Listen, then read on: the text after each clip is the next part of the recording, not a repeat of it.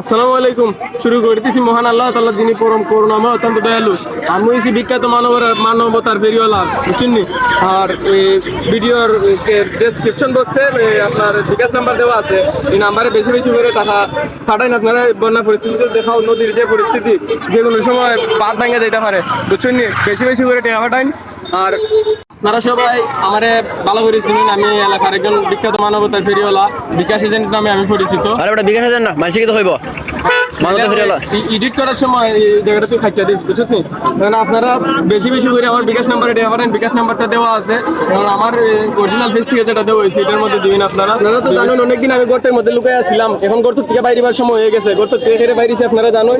এখন তো বন্যা পরিস্থিতি, যে দেখো বন্যা পরিস্থিতি বাইরে গেছে, এলে আমরা গর্ত থেকে বাইরে গেলাম আর কি। দেশের যে পরিস্থিতি আসছিল তখন আমরা গর্তে লুকাই আসছিলাম, খান গর্তে লুকাইনি ছাড়া তো আমরা কোনো উপায় নাই। এখন বন্যা পরিস্থিতি আইছে, মানুষের বিকাশে টাকা অনেক টাকা, কিছু ফোর ঢুকাইমো, কিছু মানুষ